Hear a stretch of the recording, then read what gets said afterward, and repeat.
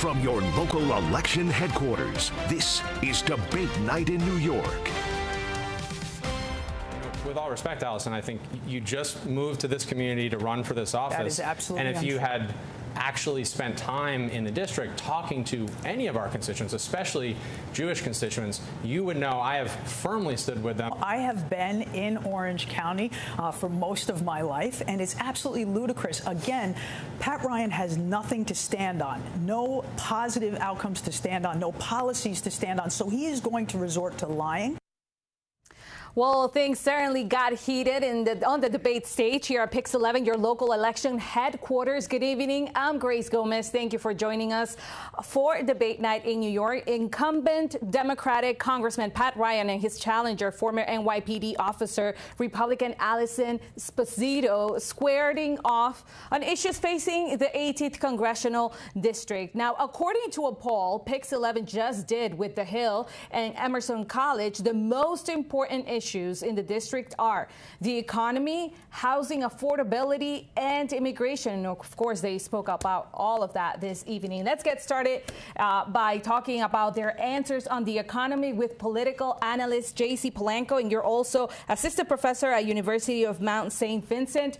Great to see you again. So happy to be here with you. Thank you for having me. So let's talk a little bit about also how different these two candidates are. We were talking about it prior to the show, right? So set the stage for us. Listen, what an amazing debate. And props to Henry. I mean, this was incredible. If only our presidential debates were moderated in such a professional fashion. So great job, PIX. I got to tell you, this was very well done. Both candidates were very well prepared. They had respect for PIX11. They had respect for your audience. And they came in prepared to talk about issues. And there were stark differences between both. And your viewers got an opportunity to see that tonight. Yeah, and what a difference, right? We were talking about somebody from upstate versus somebody that pretty much worked in the city, right? And one of those major concerns for our viewers and the voters, New Yorkers in general, is the economy. Let's listen to what the candidates had to say about how they would make things more affordable.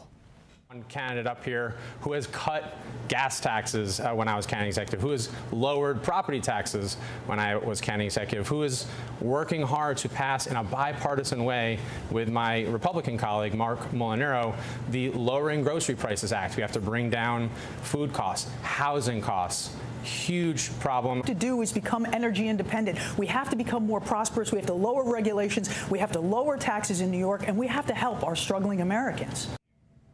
Okay, well, certainly economy, like we mentioned, I think we're all suffering from, going to the grocery store and all that. What did you think about what they said during the debate today? You know, one of the things that I noticed we were talking about during the break is that we can tell by their style that Esposito has been in New York City for quite a long time. We could relate to that style of attack. But one thing we saw with the Congressman Ryan was it was very specific as to what he did in Congress to deal with what Henry just asked about. So I think that we saw a stark difference as well in that we saw a little bit of a more of a detailed policy wonkish material coming out of Congressman Ryan, and a much more spirited, our voters are angry they can't afford stuff, and people respond to that, especially in a district like this that is 50-50, can go either way. She's speaking to the emotion of the district, but I think that this was one of those questions where you heard from Congressman Ryan some detail as to even the legislation that he proposed in Congress to alleviate some of the concerns that Esposito was raising and that the question dealt with. And another thing that I thought was interesting about the answer was they both recognized that the economy is hurting some people in their district. And that meant that Congressman Ryan did have to step out of his comfort zone because it is the Democrats that run the White House, right? And the U.S. Senate. So I thought it was very interesting. Okay. So we are actually going to keep talking about the economy right now because on that subject, I feel like Esposito is very spirited, but I also feel like some of our viewers and voters are saying this is great, but I also need a plan from you. Yeah, that's exactly what Congressman Pat Ryan is doing.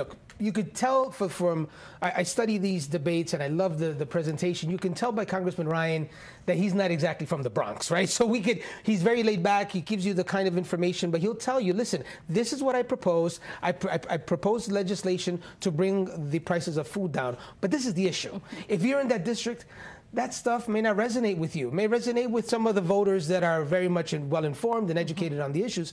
But if you happen to go to Costco and can't afford that food, and you hear former Inspector Esposito say, hey, we're angry at you, do something about it, I think that kind of spirited position from her is going to carry a lot of weight in a district that is so close. And I have to tell you something else. You know, she's really touching on something that many of us forget. That district voted for Congressman Zeldin, and I think that's pretty interesting. So we actually have to get to PIX11's Henry Rossov. He's standing by with Congressman Pat Ryan. Henry, we'll hear you right now. Hi, Grace. Thanks for sending it over here. We do have the congressman standing by. We appreciate you taking a couple of extra minutes with us on PIX11 Plus and our post show. I just want to offer you the opportunity to clarify anything that you thought maybe slipped through the cracks with the debate. I know I'm not perfect by any means. Anything you want to highlight or clarify? I thought it was a great debate. I appreciate my opponent taking the time. And what we really talked about, I think, was the issue of freedom. Who is going to fight to protect and expand and give more freedom to more constituents and more Americans in our district and in our country, whether that's reproductive freedom. We talked a lot about the really extreme far-right attacks by my opponent and the Republican Party on women's reproductive freedom, economic freedom. I'm glad we talked about bringing down housing costs, bringing down health care, gas, groceries, utilities, so many economic pressure points, the freedom to breathe clean air and drink clean water, and freedom from gun violence. I was really disturbed, actually, to hear my opponent say we don't have a gun problem in the United States of America. I think that really missed where certainly voters are in our district who regularly are concerned about gun violence across our district. That's something I've been very focused on. You really went after Ms. Esposito at one point. We actually showed the clip a couple of minutes ago of not being of the district. How concerned are you about that? She said she's been there for 20 years. She's built a home there. Is that fair? Well, look, I think the key thing is being a representative means you have to be of and know and be enmeshed with the district. That's why we have our CARES van that goes out to all 82 of our towns, cities, and villages.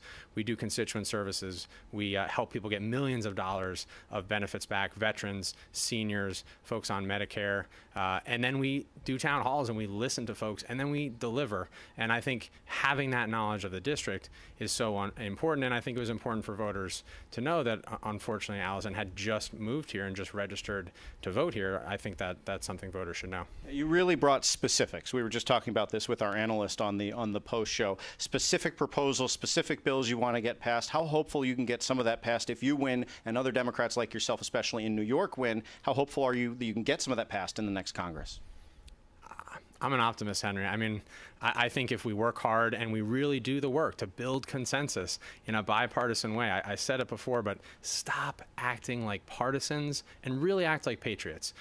Work for the greater good, which means sometimes you have to negotiate and compromise. I think we can get that done. I think we continue to bring down costs. We can continue to support law enforcement, keep fentanyl out of our communities, secure the border, keep our air and our Hudson River clean. And that's the work that I hope I have the opportunity to continue to do. Mr. Ryan, thank you very much. I'm sorry that you missed bedtimes or are going to be part of late bedtimes. I feel your pain there. Yeah. Thank you, sir. I appreciate it. Grace, we're going to send it back to you. Thank you, Henry. Jay-Z, I wanted to ask you, what do you think about what Congressman Ryan just had to say? You know what's interesting? He knows that this is a swing district, so he's moving to the middle. His commercials call him a different type of Democrat.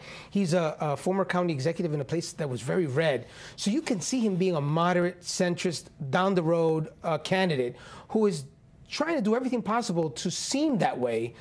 And we saw that in his responses here. He talked about the issues of guns. 97% of Americans believe that we need more gun regulations, especially background checks and the like.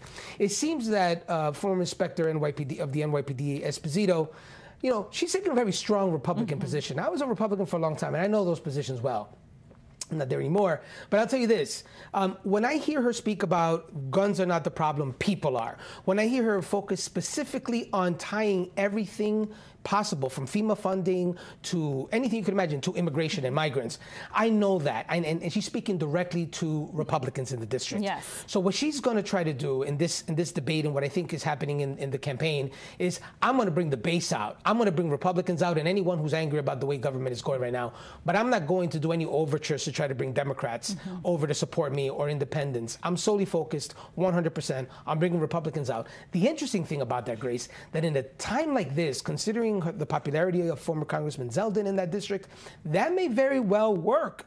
And it may shock us, a lot of us here in New York City, where we think that overtures to the other side are important. But we heard him talk about bipartisanship. He mentioned Congressman Lawler, a Republican in a nearby district, several times tonight. He talked about all the work he's doing with Republicans in Congress. The reason he's doing that is because he knows if he wants any shot in the universe of winning this district, he needs to bring independents and Democrats over to his side. And that's how he's campaigning. He's campaigning very similar to another Democrat out of Ohio named Tim Ryan, who ran for Senate there, who was also a centrist Democrat. We don't see too many of those guys anymore, but he's definitely one of them. And another interesting thing I think that your viewers should remember, here you have two candidates that are very well prepared. You know, you have someone who had graduated from West Point, served in our military honorably, and then you have someone who also served in the NYPD and put her life on the line. So you have two very qualified candidates that are running for office. So the district is well served by these two folks debating on PIX11 the way they did and answering the tough questions. And one thing I think that viewers are going to get out of this is